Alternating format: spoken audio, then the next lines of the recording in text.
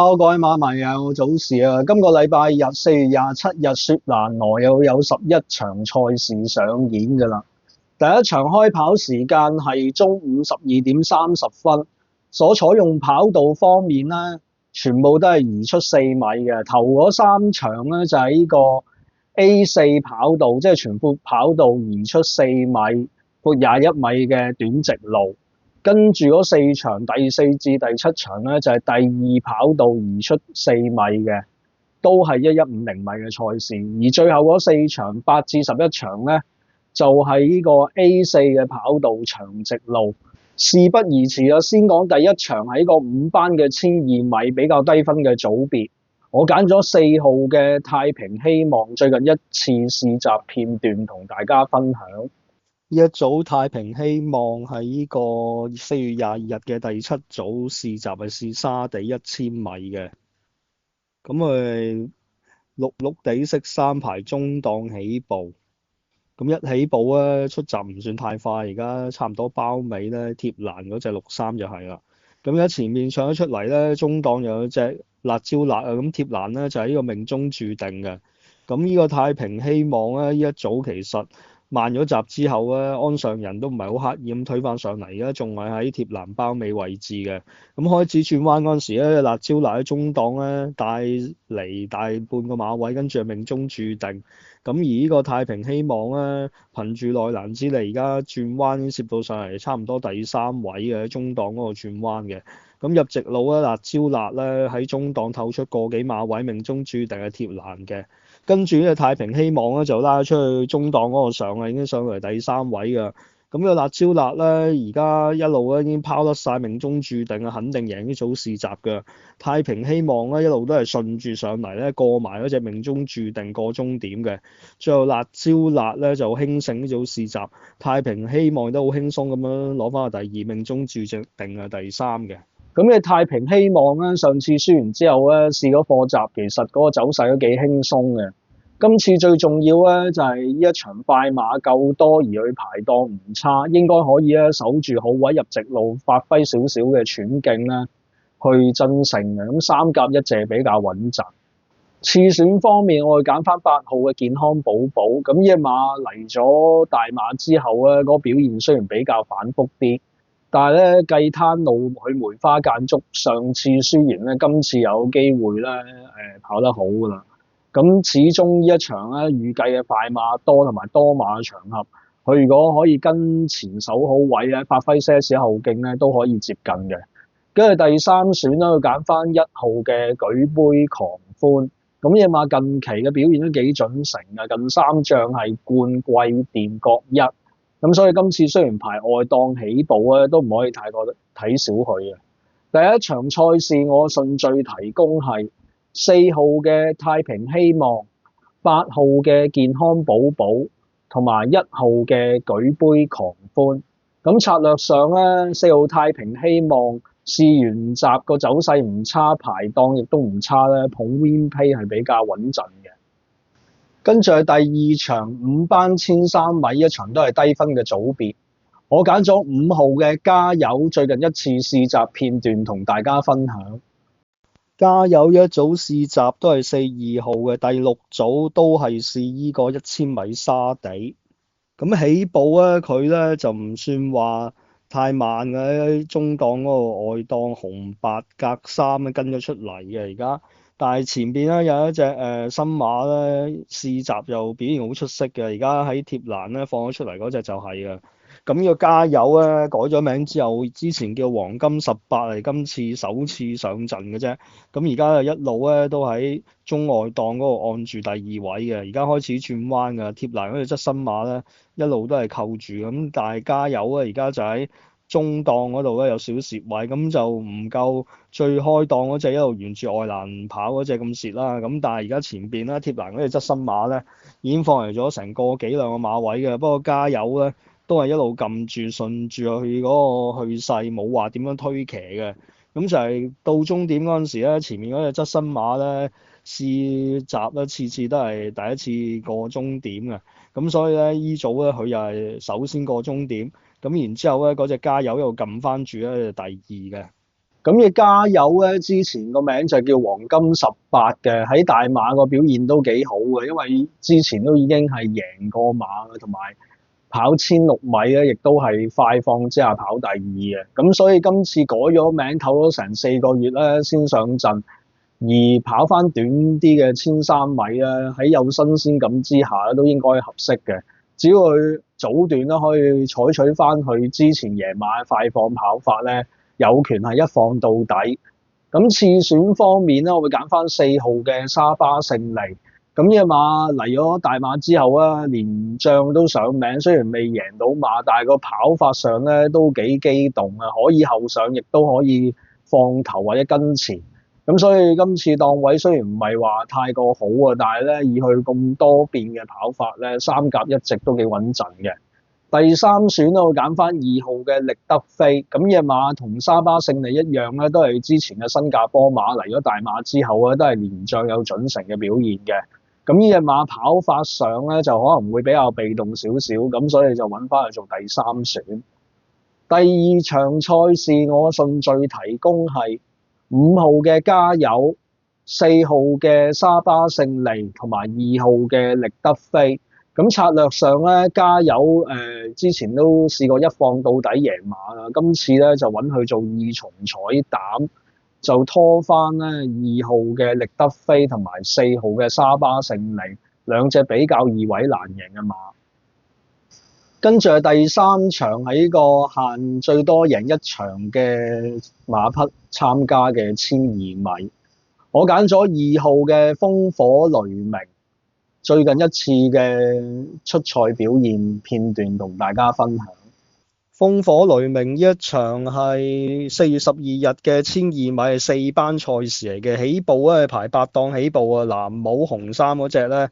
有少少逼劫之下咧跟咗出嚟嘅，咁跟住開邊拍埋嗰隻馬咧就係呢個快馬揚鞭啊，咁而家嗰隻風火雷鳴一路跟住咧第二碟嘅第4位啊，抽到彈下彈下㗎啦。咁一開始轉彎啊，前面放咗出嚟咧就係嗰隻超級慢勇啊，跟住咧就係有呢個快馬揚鞭嘅貼欄一攝咗上嚟一隻咧先鋒英雄，跟住咧風火雷鳴一路喺第4位嘅。咁而家前邊嗰4隻馬咧比較前啲咧，其實都唔係放得太快嘅，因為後面距離咧唔係太遠嘅。咁而家入到嚟直路啊，超級慢勇咧就係領先半個馬位，跟住就係呢個快馬揚鞭喺第2，風火雷鳴咧已經拉出去外檔嗰個望空嘅，反而咧先鋒英雄咧一路都係貼住欄嗰度上嘅。咁而家前邊咧超級慢勇鬥緊呢個快馬揚鞭之際咧，貼欄嗰隻先鋒英雄咧已經拍咗上嚟㗎，反而風火雷鳴咧跟唔到前面嗰3隻馬，俾前面啲馬走甩咗嘅。咁而家前面先鋒英雄咧就過咗嘅快馬揚鞭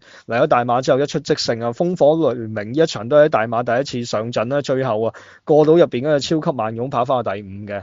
咁嘅風火雷鳴咧喺外地都贏過馬，上次咧第一次喺大馬上陣跑呢個4班賽，所遇嘅對手都幾強嘅。雖然翻嚟咧對頭馬冇威脅，但係跑到第5咧表現都唔算太差嘅。咁所以今次咧落咗嚟跑呢限一節馬賽咧，應該有少少着數嘅。雖然排檔比較外啊，咁但係咧仍然都可以揾佢做首選。咁次選方面咧，我揀翻9號嘅永遠61。咁嘅馬係咁多隻初出馬之中咧，試習表現係比較好嘅一匹，早段快速，而且咧可以灌注到底嘅，咁所以咧一出已經要留意㗎啦。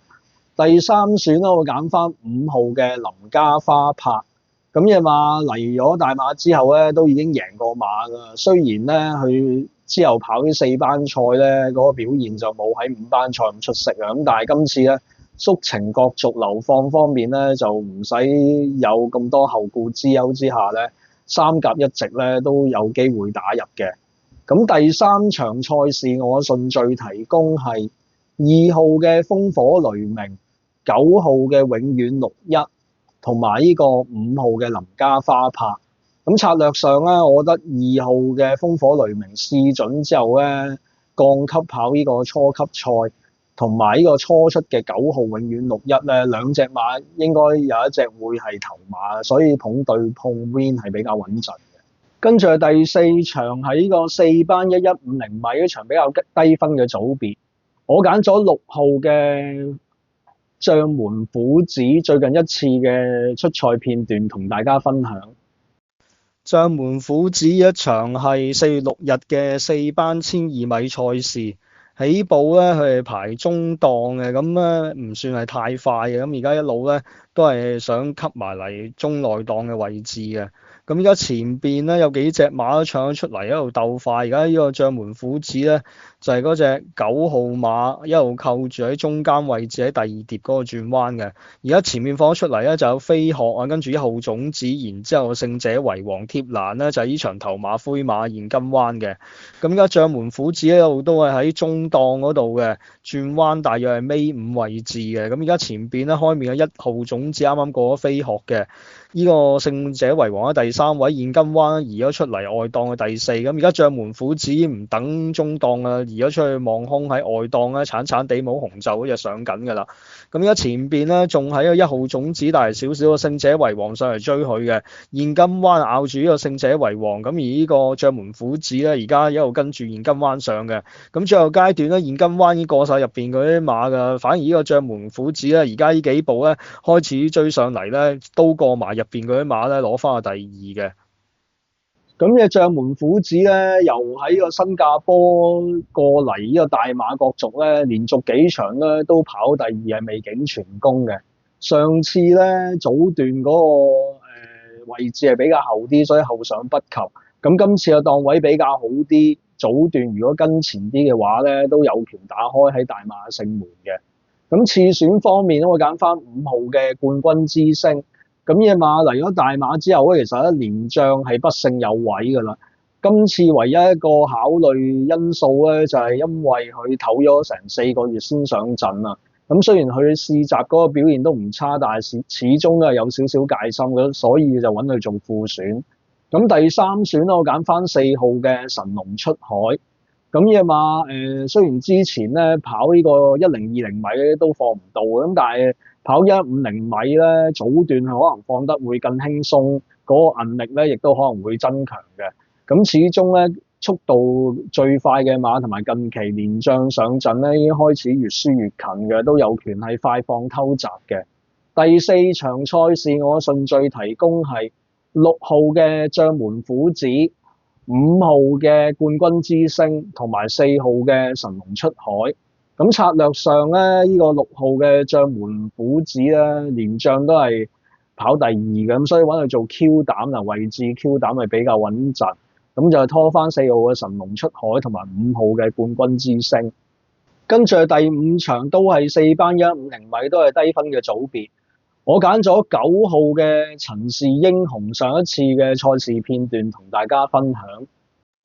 陳氏英雄呢一場係4班1020米4月5日嘅賽事，係佢喺大馬第一次上陣嘅。咁起步咧，其實佢都唔算太慢嘅。而家咧藍藍地色衫咧攝緊上嚟嗰隻馬喺中檔嗰度嘅。咁而家放咗出嚟咧就係型仔喜悅啊，跟住咧就有金帝國同埋太平戰神嗰啲馬。咁而家呢個陳氏英雄好快已經攝咗上嚟貼欄嘅第4位㗎啦。咁而家轉彎嗰陣時咧，型仔喜悅咧自己一隻放咧，嗰個表現特別出色嘅。咁跟住咧，金帝國就頂埋呢隻太平戰神出去，反而陳氏英雄呢個位其實都幾有利嘅，一路有遮擋貼欄嘅第4位轉彎。咁而家前邊咧，型仔喜悅咧走出嚟中檔少少啊，陳氏英雄咧諗住喺內欄嗰度攝上嚟嘅。咁但係咧，型仔喜悅咧呢度頂住開面太平戰神之餘咧，再有少少咧就壓翻埋去，咁樣陳氏英雄咧其實都唔係好夠位上㗎啦。咁而家前邊型仔喜悅咧又帶翻嚟成個幾馬位啊，陳氏英雄咧而家先拉翻出嚟中檔嗰度上咧就攞翻個第2，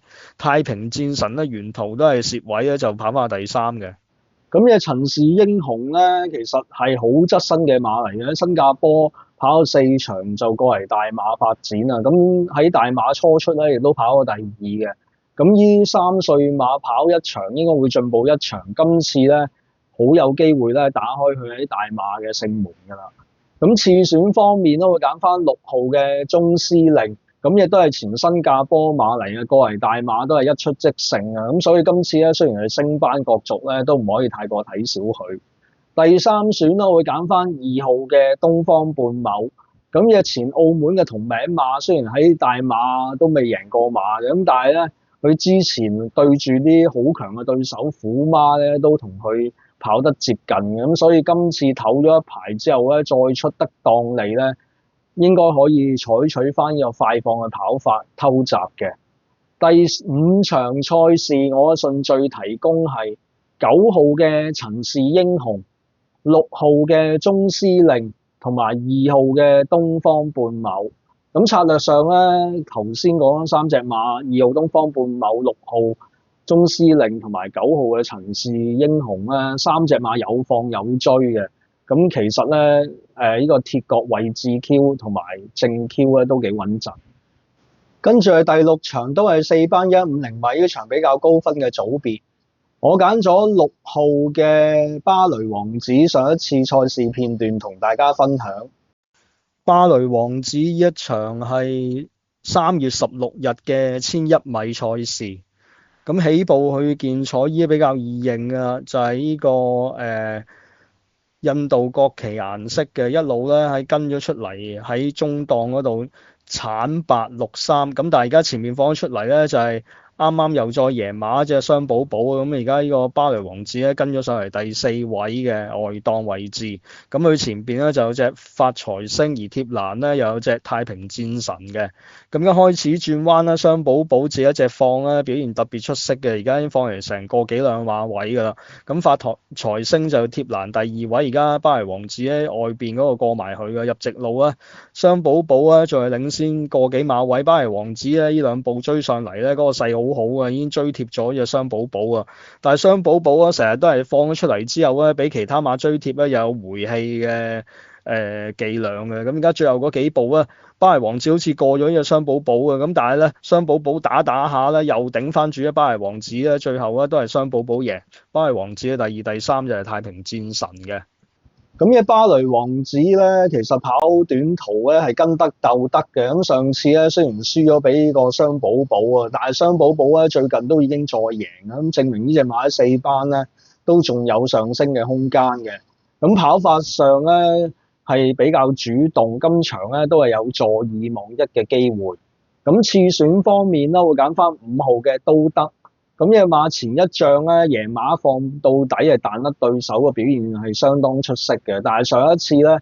遇到同場亦都有好多快馬嘅，咁又有雙寶寶啊，咁雙寶寶放唔出輸咗之後保中啊，咁呢隻馬今次雖然都係排咗外檔起步啊，但係如果佢早段咧搶到埋嚟自己一隻放嘅話咧，又可以發揮佢嘅威力嘅。第3選咧，會揀翻1號嘅趙子龍，咁呢個前新加坡馬嚟咗大馬之後咧，連仗喺3班上陣咧，所輸都唔係好遠嘅。咁所以今次咧，雖然排個外檔起步，但係降咗落嚟4班角逐咧，都唔可以抌咗佢嘅。第6場賽事，我順序提供係6號嘅芭蕾王子、5號嘅都得同埋1號嘅趙子龍。咁策略上咧，芭蕾王子其實連仗咧都個表現相當準成嘅，可以做 Q 膽啊，位置 Q 膽，腳就拖翻個1號嘅趙子龍同埋5號嘅都得。跟住係第7場都係4班150米高分嘅組別，我揀咗1號嘅九太保，上一次賽事片段同大家分享。九太保呢一場係4月20日嘅1300米賽事。起步咧好積極喺外檔6.63有啲藍袖一路已經推咗出嚟嘅，呢場佢啊遇到嗰隻雙寶寶啊，雙寶寶呢場就比較輕鬆喺前面可以放咗出嚟嘅，咁九太保而家 cut 咗埋第2碟嘅第2位，其實咧都唔算太差啊，因為咧嗰啲馬都塞埋一嚿啊，步速唔算太快嘅，咁然之後咧後面就有隻步飛龍咧喺中檔貼欄咧，仲有隻合家歡樂，呢4隻馬比較前啲嘅。咁而家開始轉彎㗎啦，仍然係呢個雙寶寶咧撳得好慢咁樣放嘅，咁跟住咧就係九太保，咁然之後咧就係呢個合家歡樂啊同埋步飛龍啊，開面仲有啲黃金之心嗰啲馬嘅，咁而家入到嚟直路咧，九太保就走咗出去外檔少少嘅，反而嗰隻雙寶寶咧就喺度貼欄嘅，咁兩隻馬拍住嚟鬥啊，合家歡樂上喺內欄嗰個上咧就好似唔係好夠位，因為嗰個雙寶寶又拍翻埋佢嘅，俾九太保咧打右手邊咧就碰咗少少嘅。咁而家前邊咧九太保咧中檔已經出咗嚟啦，咁但係咧隻馬始終有啲內閃難騎，咁而家轉咗左手邊再打咧，入邊嗰隻雙寶寶咧又係用翻咧回氣再上嗰個伎倆啊，咁而家最後階段啊兩隻馬已經彈甩咗合家歡樂嘅，最後呢個雙寶寶啊係贏咗呢隻九太保半個馬位嗰個終點嘅。咁嘅九太保上一次咧又係輸俾嗰隻雙寶寶啊，跑呢個1300米係入直路1度出頭嘅，咁所以今次咧縮翻落嚟跑有1150米咧，灌注力係比較強嘅，可以咧保中贏馬。咁次選方面咧，會揀翻4號嘅快馬揚鞭。咁隻馬都係跑速度嘅馬，但係咧1200米似乎係長力嘅極限。咁上次咧一早搶咗出嚟咧，最後嗰幾步都頂唔住其他馬匹嘅衝刺，跑翻去第2嘅。咁所以今次跑短50米而呢個排個好檔起步咧，三甲一直咧都幾穩陣嘅。第3選咧會揀翻9號嘅景北。咁隻馬嚟大馬初期咧，其實上到3班都有接近嘅表現嘅。咁而家其實落咗嚟4班都好耐啊，減分都幾多啊。前一仗跑呢個4班賽已經有少少復甦嘅走勢嘅。上一次咧賽事喺大雨中進行，大敗係唔可以作準嘅。咁所以今次咧換咗人牌個內檔起步咧，可以作呢個冷腳嘅看待。第7場賽事我順序提供係1號嘅九太保、4號嘅快馬揚鞭同埋9號嘅景北。咁策略上咧，1號九太保跑法又主動啦，同埋呢個縮程亦都會更有利發揮嘅，同埋呢個4號嘅快馬揚鞭排檔好，同埋亦都係速度夠快。咁兩隻馬愛嚟做呢個單 T 膽咧，拖其他馬匹其實係幾穩陣嘅。跟住喺呢個第8場喺呢個3班1400米，我揀咗11號嘅紅蜻蜓，上一次贏馬片段同大家分享。呢一場紅蜻蜓係4月5日嘅1400米賽事，4班賽起步嘅排外檔嘅。咁而家10檔啊，一路推出嚟啊，呢個紅白間帽，跟住咧就係藍衫，又有啲白間紅袖嗰隻喺外檔已經突咗少少出嚟嘅。而家貼欄咧就有一隻暗夜戰士嗰啲馬嘅，咁一路頂住佢。咁佢而家咧一路都喺開面嗰度，唔係好慳力嘅，都係一路咁樣推出嚟嘅。但係開面咧仲有隻龍爭虎鬥喺最外檔嗰度拍咗埋嚟。咁而家呢隻紅蜻蜓咧就已經喺第3位嘅，開始拍咗上嚟轉彎㗎啦。咁而家呢個龍爭虎鬥咧，就係領先一個馬位到紅蜻蜓嘅第2貼欄咧，就係呢個天若有情嘅。咁跟住咧就係有呢個係日食飛炮嗰啲馬。咁然之後咧，後面咧暗夜戰士一路褪咗落去嘅。咁而家入直路咧，呢個龍爭虎鬥就係領先少少嘅。呢個紅蜻蜓咧 cut 咗埋第2碟嗰度咧，其實嗰個耗力程度唔係太多咁樣，因為拍住咧龍爭虎鬥嘅後面嗰隻咧天若有情打上嚟咧，嗰個反應都有啲嘅。咁而家前邊咧紅蜻蜓已經過咗入邊嗰隻龍爭虎鬥啊，天若有情一路追落去啦，追來追都追唔到，反而家中檔咧攝咗上嚟咧，有隻卡斯蒂羅啊，咁就過咗一隻天若有情啊，直追咗紅蜻蜓，但係紅蜻蜓咧最後嗰幾步都可以頂到嗰隻卡斯蒂羅嘅。第3就係呢個天若有情。咁嘅紅蜻蜓咧嚟咗大馬之後咧，其實可以用脫胎換骨嚟形容啊，因為佢跑過7次啊，贏咗6場咁多嘅。雖然喺5班贏起嘅，但係上一次咧喺4班沿途其實嗰個形勢咧都唔算話太有利之下，都可以頂住對手去衝刺。咁呢個咁嘅跑法咧，今次上咗嚟3班孭呢個輕磅角逐咧，都唔會太過吃虧嘅，有權咧再贏多一場。咁次選方面咧，我會揀翻5號嘅大爆發。咁呢隻馬上一次咧就同又係今次有好多對手同場角逐都可以跑第2嘅。咁所以今次仍然個檔位咧比上次就更加好嘅。咁所以咧三甲一直咧應該以佢係最穩陣。咁第3選咧會揀翻一隻8號嘅暴風雪。咁呢隻前澳門嘅同名馬咧，其實喺澳門後期咧都係跑啲比較長啲嘅路程係比較合適嘅。但係佢嚟咗大馬之後咧，除咗一次跑呢個1600米嗰個表現係幾好之外咧，其餘都係跑啲短啲嘅路程。咁所以今次咧就跑呢個1400米，跑翻長啲嘅路程咧，應該會合腳法。減分以多嘅馬咧，可以做呢個冷腳嘅看待嘅。第8場賽事我順序提供係11號嘅紅蜻蜓、5號嘅大爆發同埋8號嘅暴風雪。咁策略上咧，呢個紅蜻蜓係跑7次贏6次，咁可以捧呢個 win pay 嘅。跟住呢個第9場係呢個2班嘅1400米，我揀咗6號中心緊緊，上一次賽事片段同大家分享。中心緊緊呢一場係4月5日嘅優越 A 級賽1400米嘅。起步咧，佢其實不嬲咧都唔會太慢嘅，而喺中檔嗰度跟咗出嚟㗎啦。咁但係咧，而家前邊咧貼欄咧就有隻大團圓，跟住中檔嗰隻咧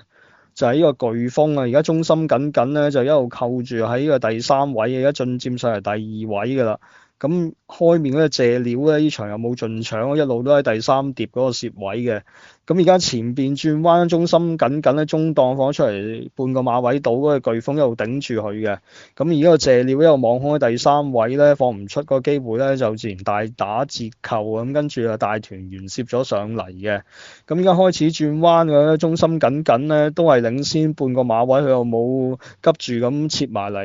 貼欄轉彎嘅，一路颶風係頂住佢嘅。咁颶風後面貼欄咧上緊嗰隻咧就係呢個天馬行空嘅。咁然之後咧，中間咧就有隻大團圓咧上嚟，亦都有少反應。咁而家前邊咧中心緊緊一路壓住嗰隻颶風啊，雖然一路攝位，但係而家都係領先半個馬位到嘅。咁而呢個大團圓咧同埋呢個黃金飛馬衝落去咧都過唔到嘅中心緊緊啊，反而呢個天馬行空咧大外檔上嚟咧先過呢個大團圓，再過埋颶風啊，最後嗰幾步咧再過埋呢個中心緊緊贏呢場賽事嘅。中心緊緊嘅第2，颶風咧跑翻第3，呢場都有份跑嘅。